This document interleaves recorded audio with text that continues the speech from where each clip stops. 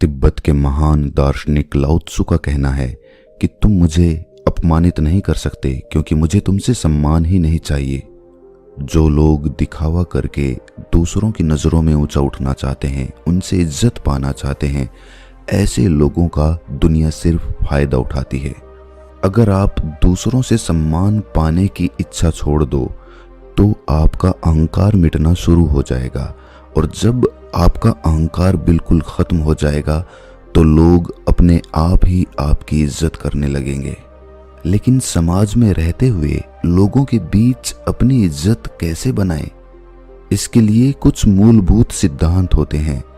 इस कहानी के माध्यम से हम उन्हीं सिद्धांतों पर चर्चा करेंगे। तो चलिए कहानी शुरू करते हैं। युद्ध में जीत हासिल करने के बाद युवराज की खुशी का ठिकाना नहीं था। उसके पिता यानी कि उस राज्य के राजा, जो हमेशा अपने बेटे को निकम्मा और नकारा समझते थे, आज उसके रणकौशल का जरूर बखान करेंगे। आखिर विरोधी सेना कितनी ताकतवर थी, लेकिन इतनी बड़ी सेना का सामना करके आज युवराज ने जीत हासिल की थी।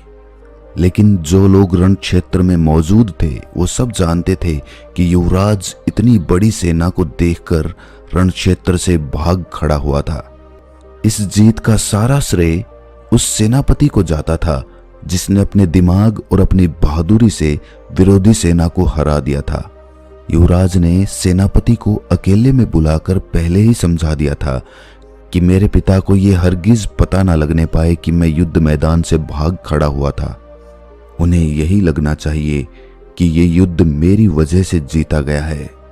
जब राजा के कानों में यह बात पहुंची कि युवराज युद्ध जीतकर वापस आ रहा है, तो उसे यकीन तो नहीं हुआ कि उसका बेटा इतना बड़ा युद्ध जीतकर वापस आ सकता है। कहीं ना कहीं राजा को मालूम था कि इस जीत के पीछे उनका सेनापति हो सकता है। आखिर वो बचपन से अपने बेटे को देखता हुआ आया था। उसे पता था कि उसका बेटा कोई ऐसा काम नहीं कर सकता जिसको करने के बाद लोग ये कहें कि ये है राजा का असली बेटा। उसे अपना बेटा नकारा और निकम्मा लगता था।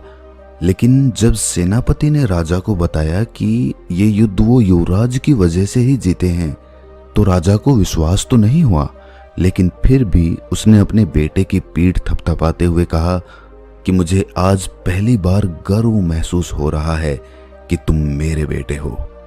युवराज ये सुनकर बहुत खुश हो गया। अब उसका राजगद्दी पर बैठने का इरादा जल्दी ही पूरा हो जाएगा, क्योंकि उसने युद्ध जीतकर सबको साबित कर दिया है कि वो राजगद्दी पर बैठने का अधिकारी बन चुका है।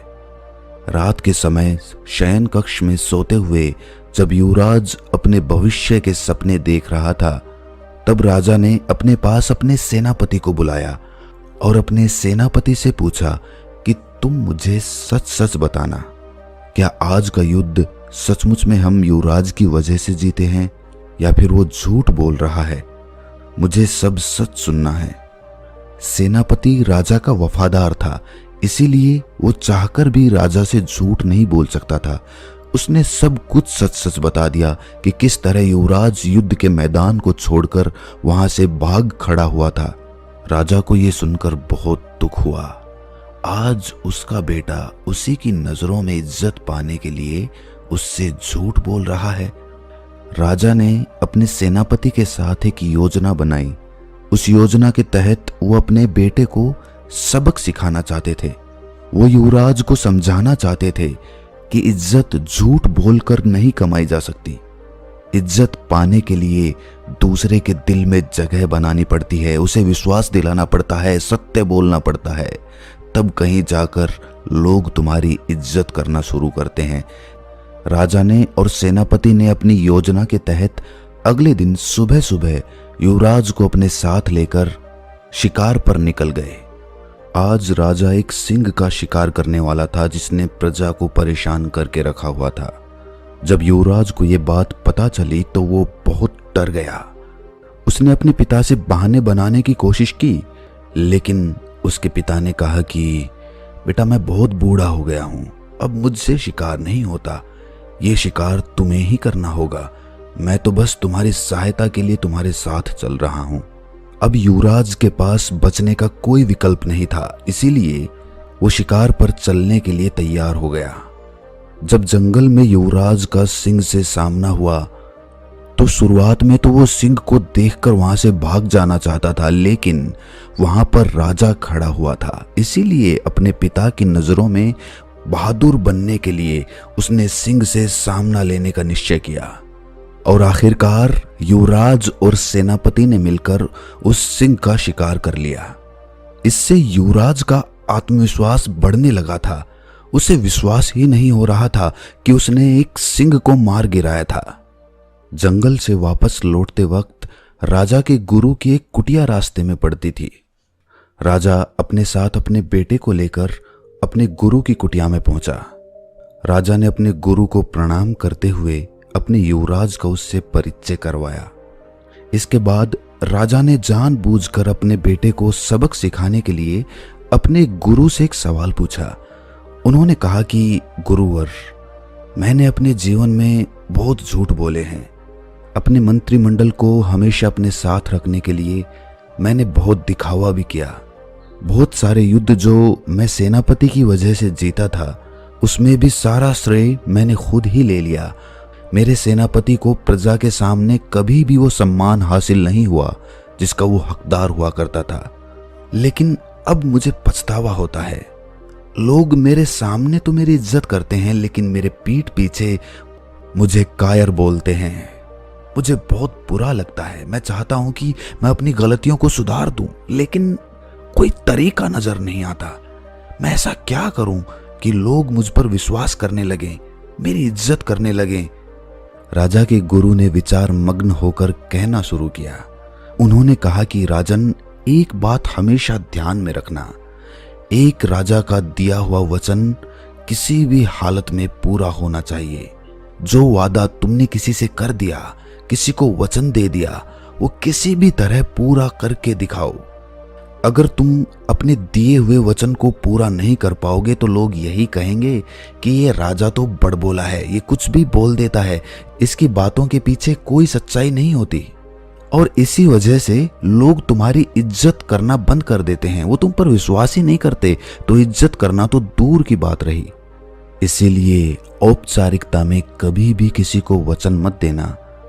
दूसरों के सामने दिखावा करने के लिए कभी किसी से कोई वादा मत करना, क्योंकि वादा करना होता तो आसान है, लेकिन उसको निभाना बड़ा मुश्किल होता है। गुरु ने आगे कहा कि राजन, ये जुबान बिना हड्डी की होती है, कहीं भी घूम सकती है, कुछ भी बोल सकती है।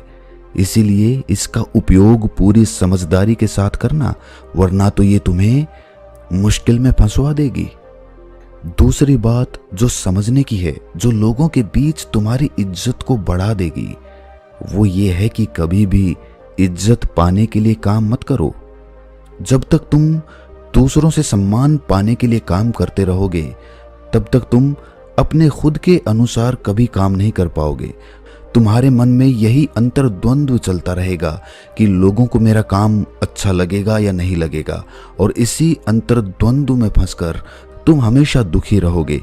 इसीलिए किसी की अपेक्षा के अभिभूत होकर उसके अनुसार काम मत करो, अपने अनुसार काम करना सीखो।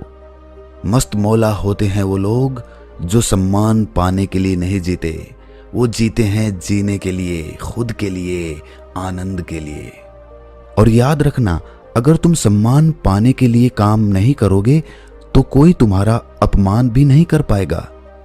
तीसरे उपदेश की चर्चा करते हुए गुरु ने समझाया कि राजन, कितनी भी कठिन परिस्थिति क्यों ना हो, चाहे तुम्हारी जान ही क्यों ना चली जाए, लेकिन हमेशा सत्य बोलना सीखो। सत्य बोलना ही लोगों में तुम्हारा विश्वास कायम करता है। सत्य बोलना इतना आसान नहीं होता, क्योंकि सत्य बोलने की वजह से हो सकता है कि तुम्हें बहुत सारी दिक्कतों का सामना करना पड़े, क्योंकि सच हमेशा कड़वा होता है। बहुत सारे लोग उस कड़वे घूंट को पीकर शांत नहीं बैठेंगे, वो तुम्हें परेशान करेंगे, तुम्हें दुखी करेंगे, और इसी कारण तुम वो बोलना शुरू कर देते हो जो लोग सुनना चाहते हैं, और जो कि झूठ होता है।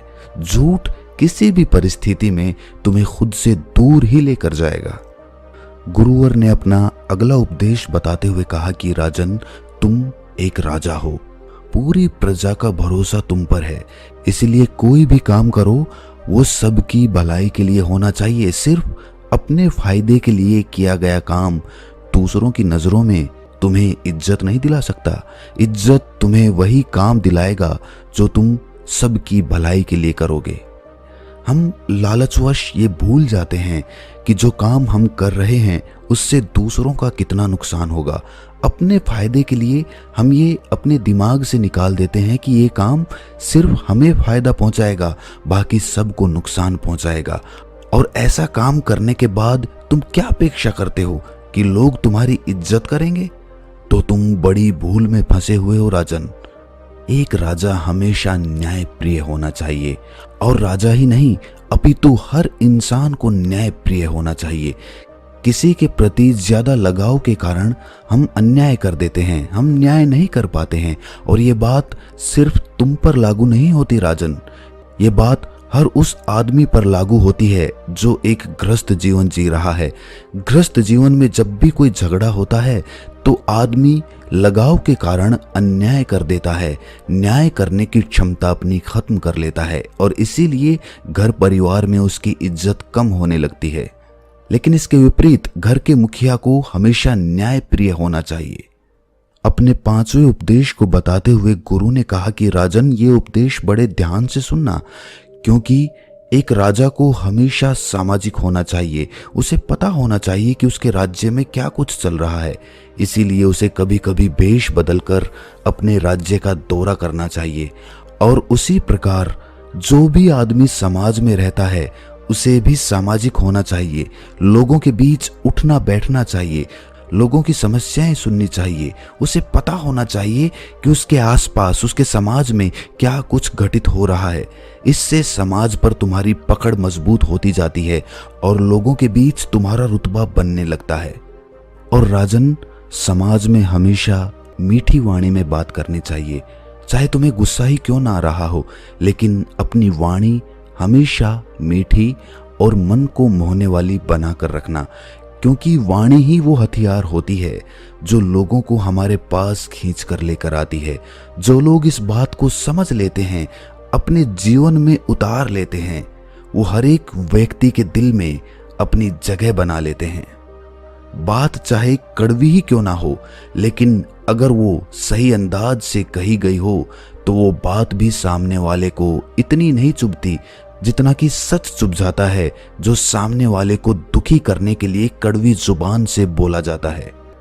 अगला उपदेश सुनाते हुए गुरुवर ने राजा को बताया कि राजन, जो मित्र तुम्हारे करीब रहते हैं, तुम्हारे साथ उठते बैठते हैं, तो याद रखना उनमें कोई ऐसा मित्र नहीं होना चाहिए जो तुम्हारी पीठ पीछे तुम्हारी ही बुराई करे, क्योंकि लोग उस पर भी विश्वास करते हैं, क्योंकि वो आपका मित्र है। और आपका मित्र आपके बारे में जो बात बोलेगा लोग उसे ही सच मानेंगे, क्योंकि वो आपके आसपास हमेशा मौजूद रहता है। खुद कभी किसी के साथ विश्वासघात मत करना, और साथ के साथ विश्वासघात और धोखेबाज मित्रों से हमेशा सावधान रहना, क्योंकि जितना नुकसान आपका शत्रु आपको नहीं पहुंचा सकता, उतना एक विश्वासघाती मित्र आपको पहुंचा सकता है। इसके बाद राजा के गुरु ने युवराज को संबोधित करते हुए कहना शुरू किया कि युवराज, तुम आने वाले समय के सम्राट हो, तुम ही इस राजगद्दी के असली हकदार कहलाए जाओगे। इसीलिए इन नियमों का अपने जीवन में जरूर अनुसरण करना। अगर तुम एक न्यायप्रिय और प्रजा के प्रिय राजा बनना चाहते हो तो इन नियमों का कभी भी भूलकर भी उल्लंघन मत करना, वरना तो तुम अपनी प्रजा के दिल में कभी भी जगह नहीं बना पाओगे। लंबे समय तक शासन करने के लिए ये नियम ऐसे हैं जो आपको अंधेरे रास्ते में एक मशाल की तरह तुम्हारे काम आते रहेंगे। ये कहकर राजा का गुरु जंगल से लकड़ियां बटोरने के लिए निकल जाता है और राजा अपने युवराज और सेनापति के साथ अपने राजमहल में वापस लौट आता है। रात भर युवराज उन बातों पर विचार करता रहा और अगले दिन सुबह सुबह अपने पिता के पास जाकर उसने सारी सच्चाई बता दी कि किस तरह वो युद्ध के मैदान से भाग खड़ा हुआ था और सेनापति की वजह से वो ये युद्ध जीत पाए। राजा को अपने बेटे के मुख से ये सच्चाई सुनकर बेहद प्रसन्नता हुई। उसे लगने लगा कि अब इसमें राजा के गुण उत्पन्न होना शुरू हो चुके हैं और इसी के साथ पिता और बेटा एक दूसरे के गले से लिपट जाते हैं। तो दोस्तों, कैसी लगी ये कहानी आपको कमेंट सेक्शन में ज़रूर बताना, और अच्छी लगी हो तो इस चैनल को सब्सक्राइब करके नोटिफिकेशन बेल को ज़रूर प्रेस कर देना। तो मिलते हैं अगली कहानी में, तब तक के लिए अपना ख्याल रखें।